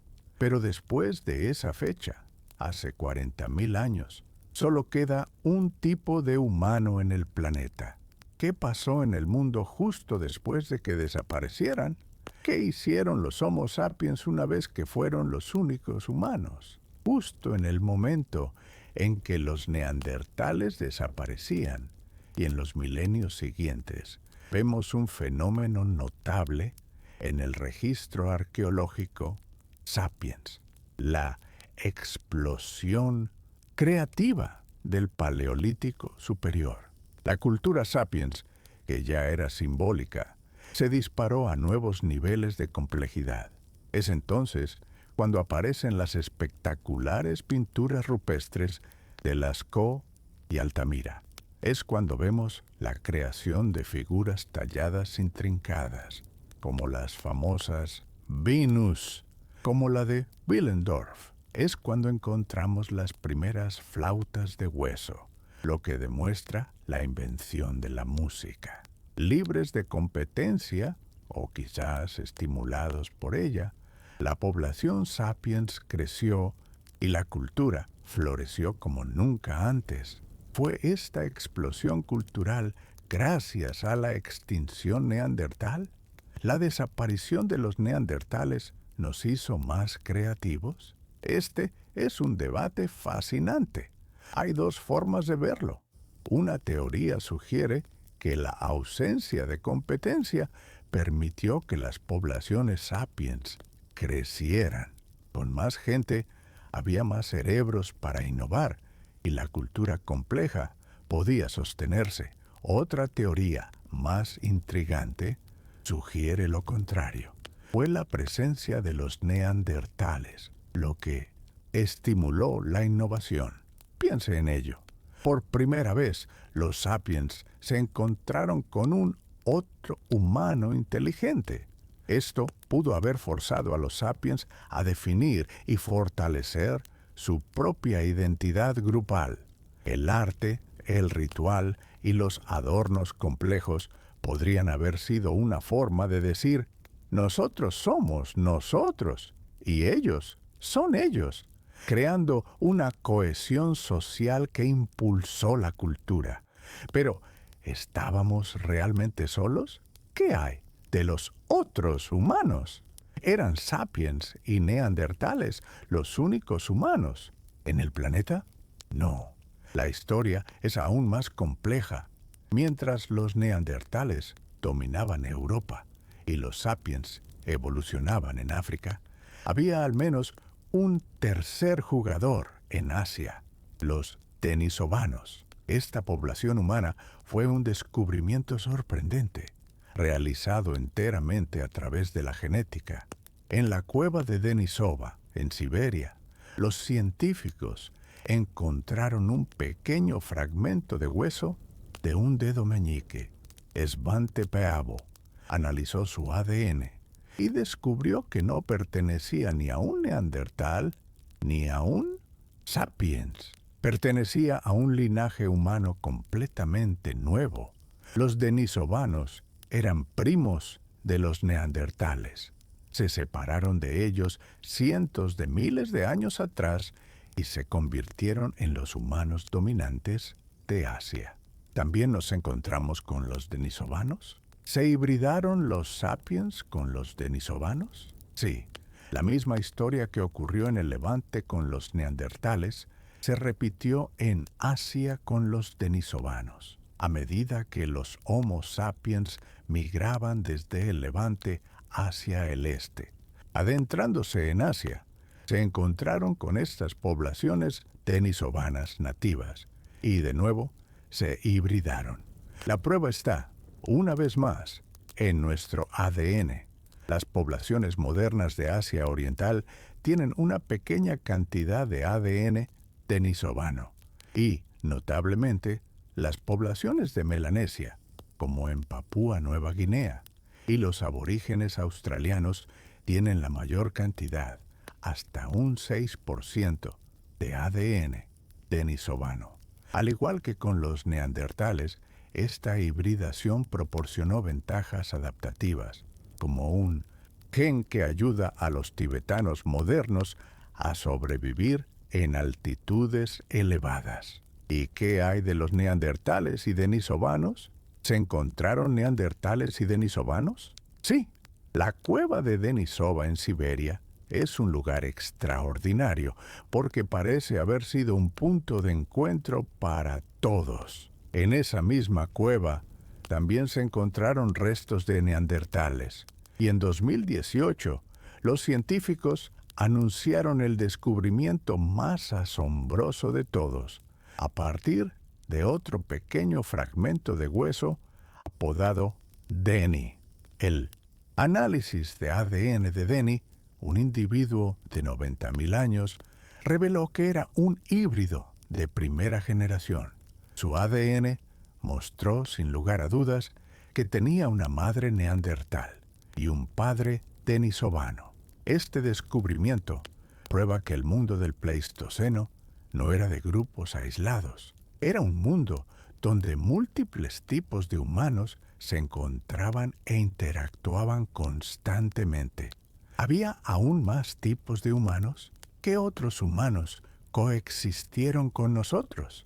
La imagen se vuelve aún más concurrida. Además de sapiens, neandertales y denisovanos, la evidencia fósil ha revelado otras especies humanas que sobrevivieron hasta tiempos notablemente recientes. En la isla de Flores, en Indonesia, los científicos descubrieron al Homo floresiensis, apodados los hobbits. Eran humanos diminutos, de apenas 1 metro de altura, que vivieron allí hasta hace unos 50.000 o 60.000 años. En Filipinas se descubrió una especie similar, el Homo luzonensis. Ambas especies insulares probablemente evolucionaron a partir de ancestros humanos, mucho más antiguos. Esto significa que cuando los Homo sapiens migraban por el sudeste asiático en su camino hacia Australia, es casi seguro que se encontraron también con estas otras formas de humanidad. ¿Por qué de todas estas especies solo sobrevivimos nosotros? ¿Qué hizo al Homo sapiens el último humano en pie? Esta es la pregunta fundamental. Los neandertales eran fuertes y estaban adaptados al frío. Los denisovanos estaban adaptados a Asia. Los hobbits estaban perfectamente adaptados a sus islas. Pero los Homo sapiens tenían una ventaja clave. Éramos los generalistas supremos. Nuestra verdadera especialidad era la falta de especialización. Teníamos una flexibilidad cognitiva y cultural que nos permitía adaptarnos a cualquier entorno. Prosperamos en la sabana africana, en la costa, en la tundra ártica, en las selvas tropicales y en las montañas altas. Nuestra arma secreta no eran garras más afiladas o músculos más grandes, sino nuestras redes sociales, a gran escala, y nuestra capacidad de acumular y transmitir cultura, tecnología, estrategias, historias, a través de las generaciones. ¿Qué perdimos el día que murió el último neandertal? ¿Qué se perdió para siempre con la extinción neandertal? El día que murió el último neandertal en una cueva de Gibraltar, el planeta perdió algo invaluable. Perdimos una forma completamente diferente de ser humano. Perdimos una cognición alternativa, una mente que evolucionó durante 500.000 de años para ver el mundo de una manera que nunca podremos comprender del todo. Durante millones de años, la norma en el planeta era la diversidad humana, múltiples especies de homínidos coexistiendo. Desde hace 40.000 años solo queda una. Nos quedamos solos. Perdimos un espejo en el que mirarnos, un otro que nos habría obligado a definir qué significa realmente ser humano. La soledad del Homo sapiens es una anomalía evolutiva muy reciente. ¿Cómo ha moldeado el ADN neandertal la forma en que pensamos sobre nosotros mismos? ¿Cambia nuestro legado neandertal la definición de humano? Sí, el descubrimiento de la hibridación ha desdibujado las líneas de lo que creíamos que era una especie. La definición biológica clásica de una especie es un grupo de organismos que no pueden producir descendencia fértil con otro grupo. El hecho de que pudiéramos hibridarnos con los neandertales, aunque fuera con dificultad, como sugiere la infertilidad de algunos híbridos, complica esta definición. Nos obliga a ver la humanidad no como categorías claras, sino como un espectro. Muchos científicos ahora argumentan que quizás sapiens y neandertales no eran especies totalmente separadas, sino más bien subespecies de un mismo grupo, Homo sapiens sapiens, nosotros, y Homo sapiens neanderthalensis, ellos. ¿Qué estamos aprendiendo de su ADN ahora? ¿Podemos resucitar rasgos neandertales? En cierto modo sí, pero no de la forma en que lo muestra la ciencia ficción. Los científicos no están clonando neandertales. Están utilizando la tecnología de edición genética, CRISPR, para estudiar genes neandertales específicos. En laboratorios, los investigadores pueden tomar células madre humanas, sapiens, y editar su genoma para insertar una variante genética neandertal. Luego, pueden cultivar estas células para que se conviertan en organoides cerebrales, esencialmente mini cerebros, del tamaño de un guisante, en una placa de laboratorio. Esto permite a los científicos observar por primera vez cómo un gen neandertal podría afectar el desarrollo y la estructura de las neuronas. ¿Qué muestran estos mini cerebros neandertales?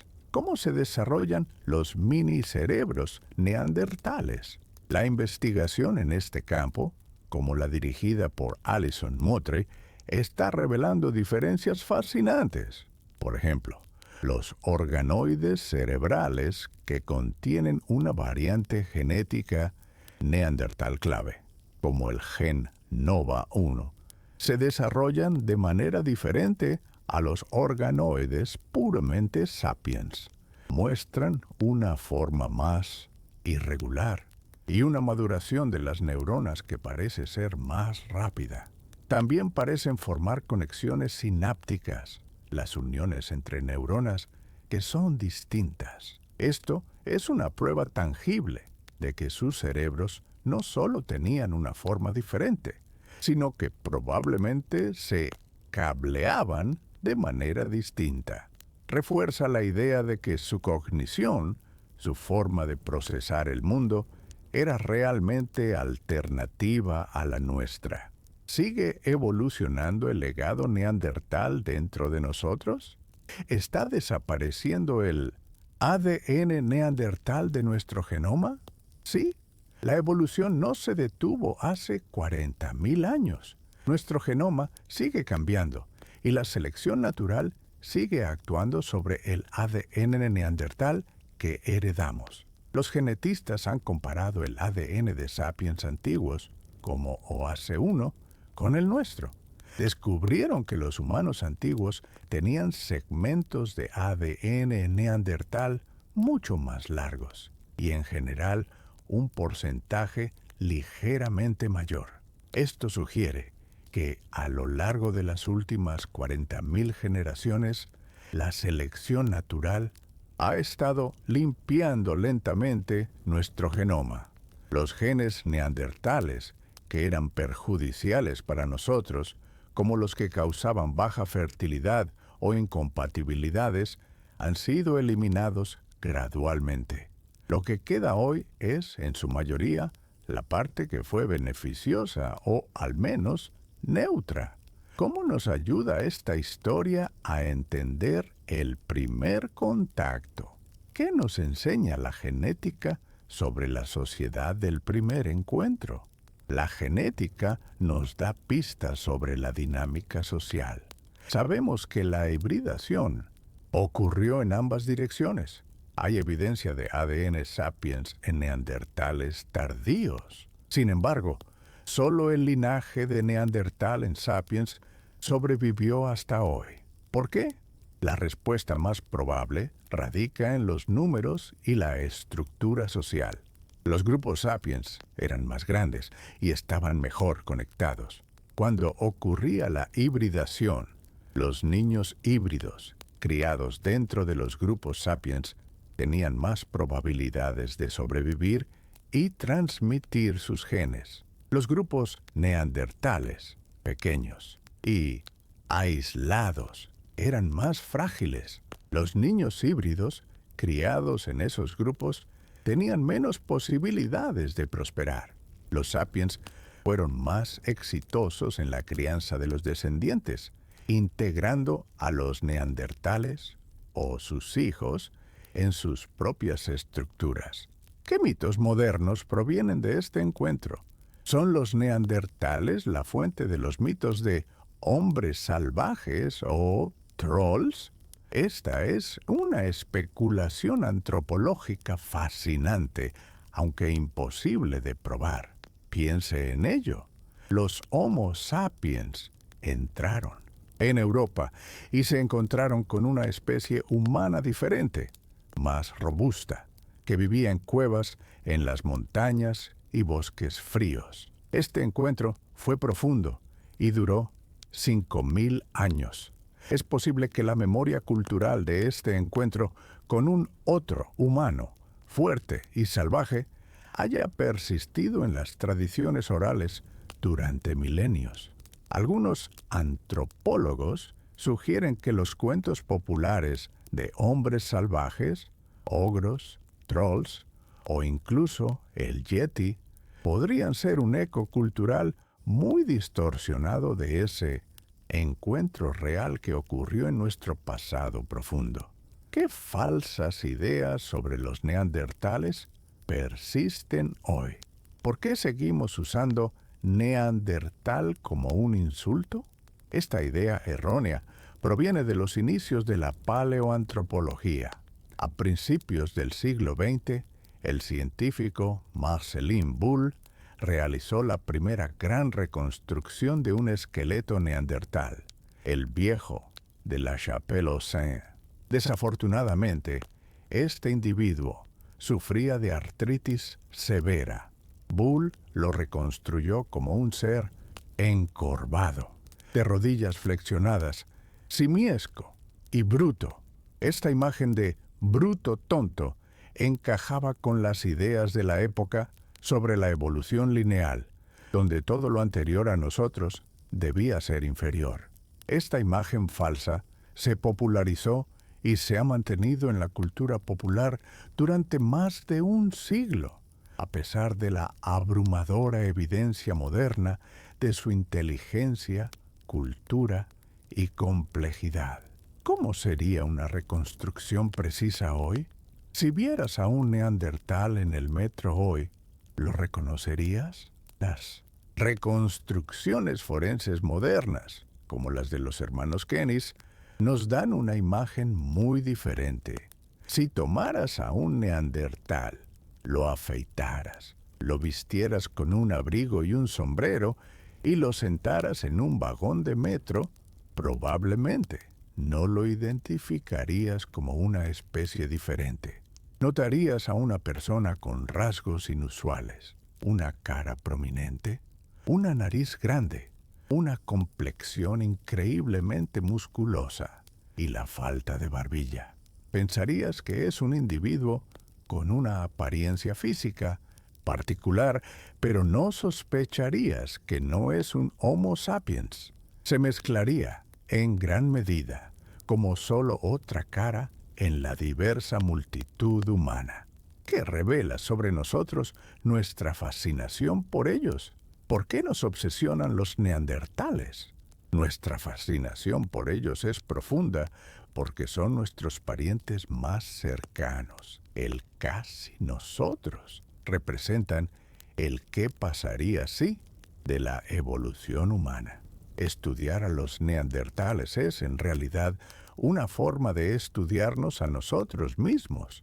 Nos obligan a hacer preguntas fundamentales. ¿Qué nos hace humanos? Si ellos también tenían cultura, compasión y quizás lenguaje, ¿qué nos hace especiales? ¿Fue nuestra supervivencia pura suerte? ¿O el resultado de una ventaja cognitiva clave?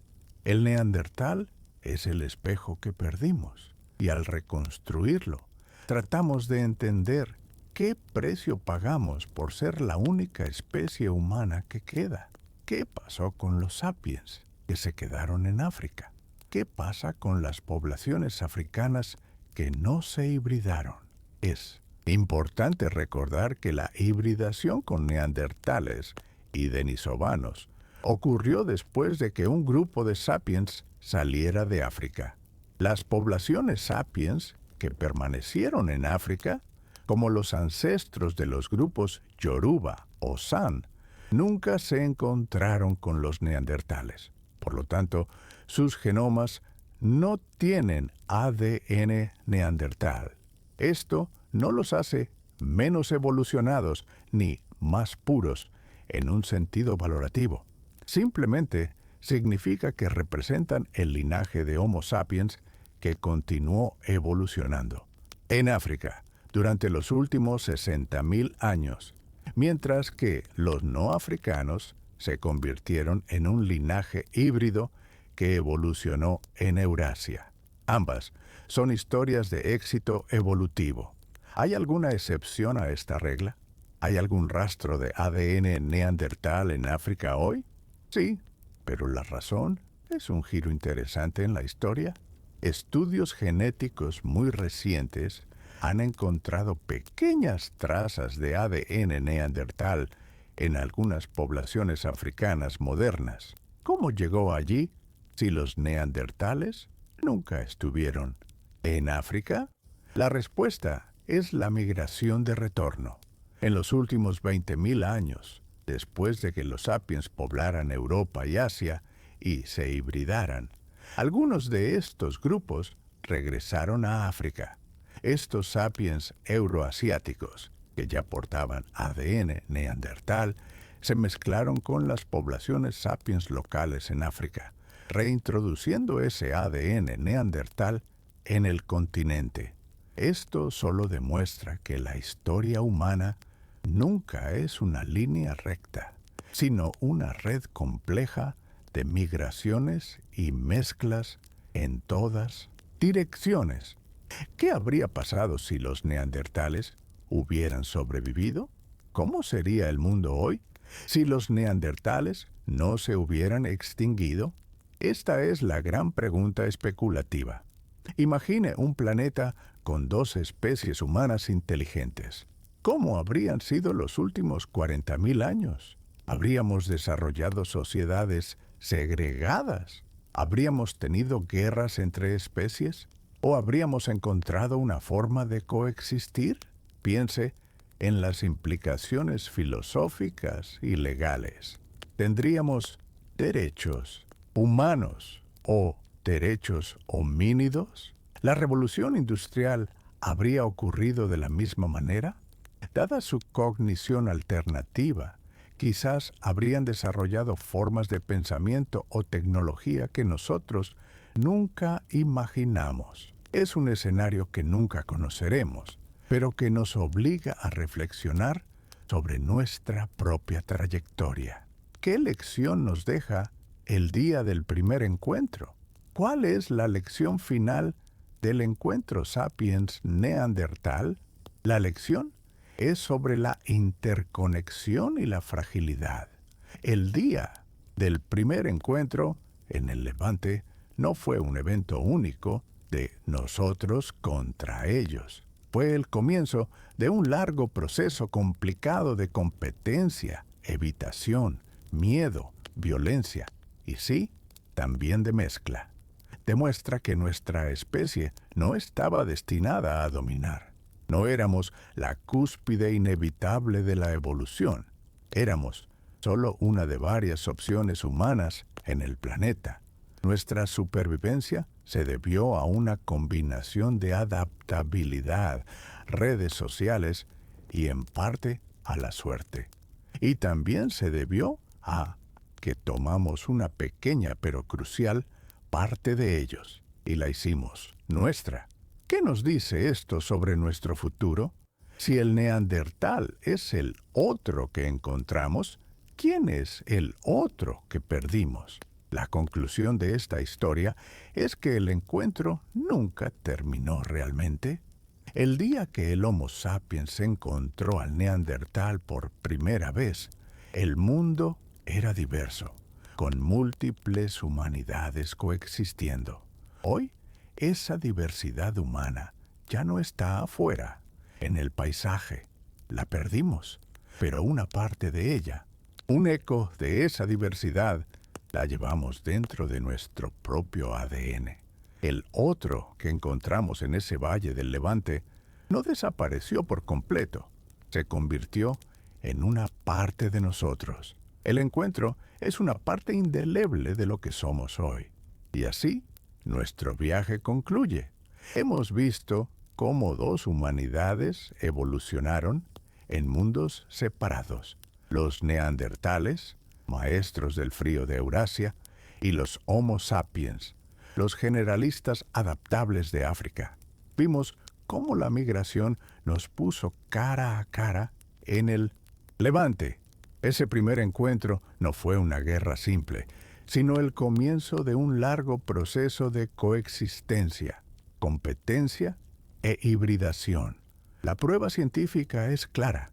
La mayoría de los humanos modernos no africanos llevan el legado de ese encuentro dentro de sus células, ese 1% a 4% de ADN. Aprendimos que la desaparición de los neandertales no fue un solo evento, sino una combinación de cambio climático, competencia, enfermedades y quizás la absorción en una población sapiens más numerosa.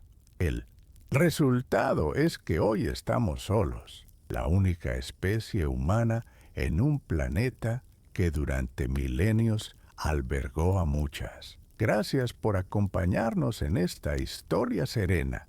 Y como siempre, mantenga la curiosidad, mantenga la calma. Nos vemos en la próxima historia.